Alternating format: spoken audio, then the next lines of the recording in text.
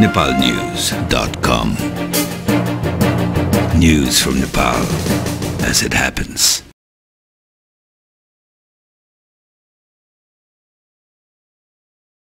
काठमाडौँबाट प्रकाशित नेपाली राष्ट्रिय दैनिक पत्रिकाहरूको समाचार सार संक्षेपमा स्वागत छ। बिहीबार प्रकाशित दैनिक पत्रिकाहरूले सुदूरपश्चिमको जनजीवन कष्टकर, प्रमुख दलहरूद्वारा सहमति निर्माण गर्न सकेनन्, रथी सहमतिका आधारमा थप्न प्रधानमन्त्रीलाई राष्ट्रपतिको सुझाव शीर्षकका समाचारका साथै अन्य विषयवस्तुहरूलाई पनि प्रमुखताका साथ प्रकाशित गरेका छन्। सुदूरपश्चिमको जनजीवन थप कष्टकर, माग पूरा नभएसम्म बन्द नखोल्ने अडान शीर्षकको समाचारमा कारोबार आर्थिक दैनिक लेख्छ। अखण्ड सुदूरपश्चिमको माग गर्दै सुरु गरिएको अनिश्चितकालीन आम हडताल 13औं दिन जारी रह्यो। बन्दले जनजीवन कष्टकर बन्दै जाँदा नागरिक समाजले आन्दोलनको स्वरूप बदल्न आग्रह गरेको छ। टिकापुर नागरिक समाजले फरक फरक माग राखेर आन्दोलन गरिरहेका पक्षलाई एक अर्कालाई उत्तेजित पार्ने गरी नारा नलगाउन, बन्दको विकल्प खोज्न, सामाजिक सद्भाव कायम राख्न र वार्ताबाट समस्याको समाधान खोज्न आग्रह गरेको छ। उता सरकारले अखण्ड सुदूरपश्चिमको माग राखेर आन्दोलन गरिरहेको पक्षसँग वार्ताका लागि उच्च स्तरीय वार्ता टोली गठन गरेपछि आन्दोलनकारीहरूले समेत वार्ताको तयारी गरेका छन्। आफूहरूले सुदूरपश्चिममा नै वार्ता गर्ने अडान राखेको कैलालीमा आन्दोलनरत पक्षका संयोजक गोपाल देउजाले जानकारी दिए। राज्य माग्दै खुम्बुवान मोर्चा पनि आन्दोलित शीर्षकको समाचारमा सोही पत्रिका लेख्छ। काठमाडौँ पूर्वका 17वटा जिल्लालाई खुम्बुवान राज्य घोषणा गर्ने माग गर्दै खुम्बुवान राष्ट्रिय मोर्चा पनि आन्दोलित भएको छ। हाल पूर्वाञ्चलमा लिम्बुवान, थारुवान, ब्रह्माण्ड समाज, खस क्षेत्रीय एकता समाज, 10 नामी समाज लगायतका विभिन्न जातीय संगठनहरूले पनि आन्दोलन गरिरहेका छन्। राज्य पुनर्संरचना आयोगले प्रस्ताव गरेको संघीय राज्यमध्ये खुम्बुवान क्षेत्रलाई किरात राज्य भनी नामाकरण गरेकोमा मोर्चाले आपत्ति जनाउँदै आन्दोलित भएको हो। प्रदेश निर्माण आधारमा दलबीच विवाद, एकलकी बहु पहिचान शीर्षकको समाचारमा अन्नपूर्ण पोस्ट लेख्छ। संख्यामा भन्दा प्रदेश निर्माणका आधार एकल जातीय वा बहुजातीय पहिचान बनाउने भन्नेमा प्रमुख दलहरूबीच विवाद भएको छ।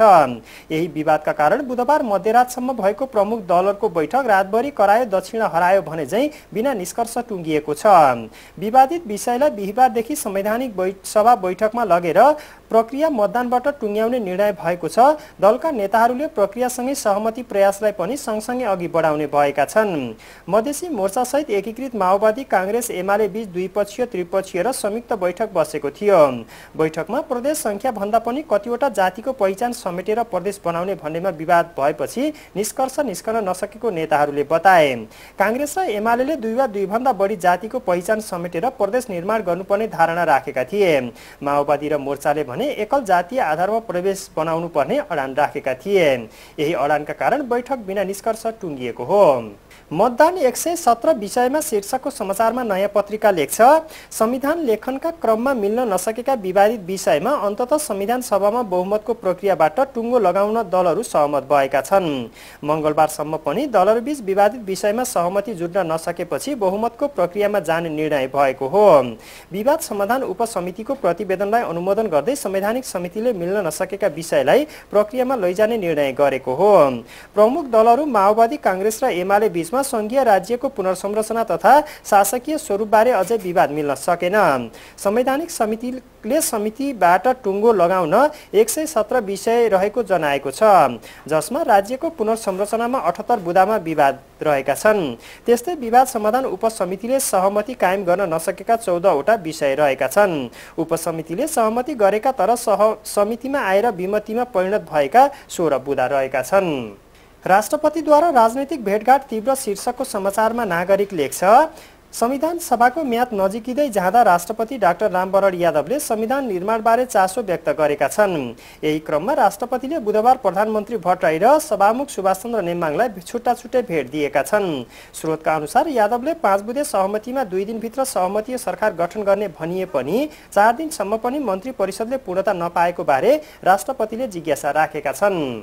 सहमति जुटाएर मात्र रथी थप्न राष्ट्रपतिको प्रधानमन्त्रीलाई सुझाव शीर्षकको समाचारमा सोही पत्रिका लेख्छ। संसदको राज्य व्यवस्था समितिले सेनाको पुनर्संरचनामा रोक लगाएको भोलिपल्ट प्रधानमन्त्री बाबुराम भट्टराईले केही रथीको संख्या बढाउन राष्ट्रपति रामवरण यादवसँग सहयोग मागेका छन्।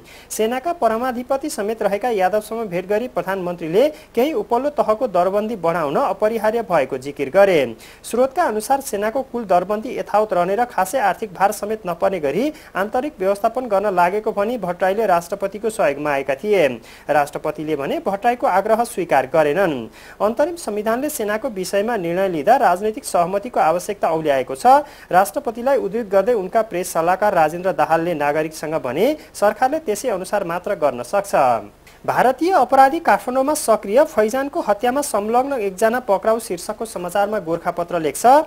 इस्लामिक सङ्घ नेपालका महासचिव फैजान अहमदको हत्या भएको करिब 7.5 महिनापछि प्रहरीले हत्यामा संलग्न एक सामान्य सहयोगीलाई पक्राउ गरी घटनामा संलग्न प्रमुख सहयोगी लगायतको विवरण सार्वजनिक गरेको छ। प्रहरी प्रधान कार्यालय केन्द्रीय अनुसन्धान ब्युरो CIB को संयोजकत्वको टोलीले लामो अनुसन्धानपछि बुधबार फैजान र जमिम शाहको हत्या तथा युनुस अन्सारी माथिको आक्रमणमा भारतीय पेशेवर अपराधीको संलग्नता रहेको CIB प्रमुख प्रहरी नायब महानिरीक्षक DIG उपेन्द्रकान्त अर्यालले जानकारी दिनुभयो। CIB का अनुसार पक्राउ परेका रामेछाप गौसरा 6 का 27 वर्षीय ट्याक्सी चालक धनबहादुर थापा मगर हुन्। उनको दापाखेल स्थित डेराबाट एउटा पेस्टोल र 6 राउन्ड गोली बरामद गरिएको छ।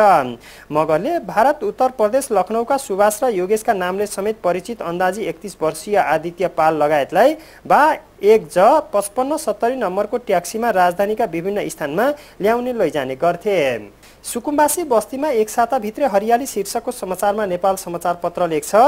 थापाथलीबाट सुकुम्बासी बस्ती हटाएको अधिकार सम्पन्न एकीकृत बागमती सभ्यता विकास समितिले एक साताभित्र सो स्थानमा नेपाली सेनाको सहयोगमा चारैतिर तारबार लगाएर वृक्षारोपण गर्ने भएको छ। बस्ती खाली गरेको स्थानमा नेपाल प्रहरी र सशस्त्र प्रहरी बलको टुकडी तैनात गरिएको छ। भत्काइएको स्थानको 20 भागमा टेन्ट गाडेर 150 जना प्रहरी तैनात गरिएको छ। मंगलबार बिहान करिब 4 किलोमिटर क्षेत्रमा रहेका सुकुम्बासी बस्ती हटाएपछि बिचलीमा परेका सुकुम्बासी मंगलबार रातभर खुल्ला आकाशमा रात बिताउन बाध्य भए। बुधबार बिहान सो स्थानमा पुग्दा अधिकांशले आफ्नो घर सम्झँदै रुवाबासी गरिरहेका थिए। केहीले भने अन्यत्र सामान सारिसकेका थिए। नेपाल समूह विजेता शीर्षकको समाचारमा कान्तिपुर लेख्छ। म्यान अफ द म्याच आकाश विष्टको उत्कृष्ट ब्याटिङमा नेपालले अन्डर-16 एलिट कप क्रिकेटमा बुधबार मलेसियामाथि 1 विकेटको सनसनीपूर्ण जित निकालेको छ। नेपाल लगातार 4 खेलमा जित निकाल्दै समूह बी को विजेता बन्यो। अब नेपालले सेमिफाइनलमा सन् 2010 को फाइनल प्रतिद्वन्दी सिङ्गापुरको शुक्रबार सेमिफाइनलमा सामना गर्नेछ। समूह ए को विजेता ओमानले मलेसियासँग अर्को सेमिफाइनल खेल्नेछ। फिफा वरियता नेपाल पहिलो स्थानमै शीर्षकको समाचारमा सोही पत्रिका लेख्छ। नेपाल फिफा वरियतामा दक्षिण एसियाको पहिलो नम्बरमै रहन सफल भएको छ। बुधबार जारी नयाँ वरियतामा नेपाल 149औं स्थानमा यथावत रह्यो। दक्षिण एसियामा अन्य 7 मुलुक नेपालभन्दा तल रहेका छन्। हवस् त आजलाई नेपाली राष्ट्रिय दैनिक पत्रिकाहरूको समाचार सार संक्षेप यति नै। nepalnews.com News from Nepal as it happens.